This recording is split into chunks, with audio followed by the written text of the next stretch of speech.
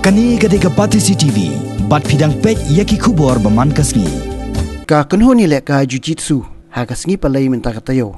Kata ha ka arp sautre ku jemang. Kalawan ra ai ka nam bat kaburam, ya ka jila Meghalaya, da ka jingyo khur hadu khatar ligi takma. Ha ka lempung yakop latip kum ka National Brazilian Jiu-Jitsu Championships, ka balalong ha ka arp sautre ku jemang ha ka nong ba Delhi. Na kani ka kunhuan ka badan khandai ngot, sangut kirang yakura, kila yok khet yusok ka jingjam. Da ka bayok khur yiki takma haki kerdan per kirang ile kai bayok khur takma na kani ka lempung ki kenthop ya ka damer bha romnong ka bayok khur atli takma ksiar ha ka liang ki kenthai u ot nil jo thamwar nongbri u bayok khur atli takma ksiar ha ka liang shinrang u remi kharchandi bayok khur hadu lightly takma rupa bat kawai ka takmar nong u David Changte u bayok khur kawai ka takma ksiar bat kawai ka takmar nong but Frankie Star Moment ubrayok khori takma rupa but kawai takmar nong. This is Brazilian Jiu-Jitsu. It's an art form that was taken from Japan and refined in Brazil under the Gracies. So this art is called Brazilian Jiu-Jitsu. It's basically grappling. It's called the gentle art because there are many ways you can nullify your opponent without actually physically hurting them. You can put them in compromising positions where they are given the option either to give up or get hurt. So it's called the gentle art as well. Yes, I competed in the blue belt division, the light feather. I won a gold and a bronze in my division.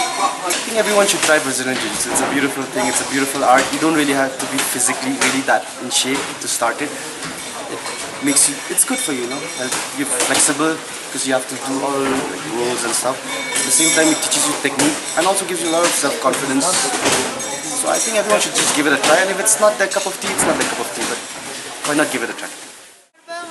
Join ya kani ka gym ning kondo nga support join tang men self defense as like a girl. It's like you don't want to do martial arts belong ignore society tang ba hadin pa sugi MMA as MMA. I fell in love with the sport, especially jiu-jitsu.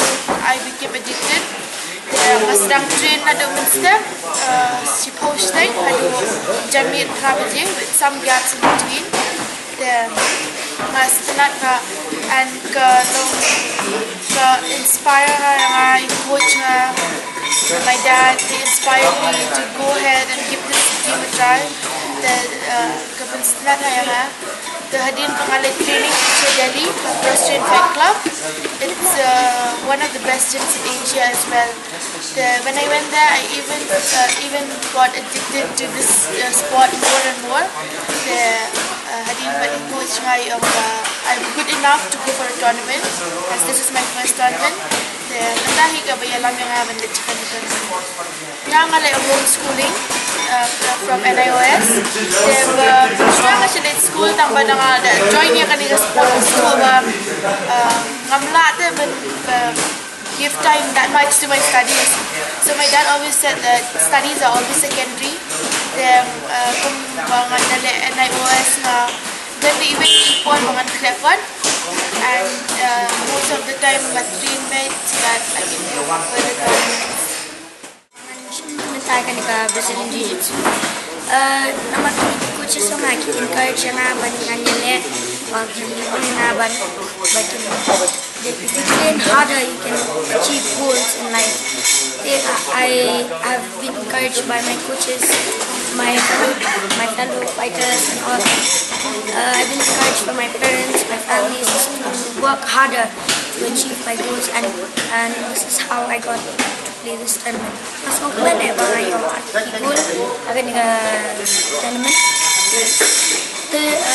Bang ayo ni goal namar play namar kalam play na there's nothing I can do without God in my life. It's also because of the coaches. Jonga kibala haban petanga ban hikaya nga ban le ban crunch tu ban la bha banya ni short ban kai I play fighters my fellow teammates, but they keep on encouraging me by go higher and higher.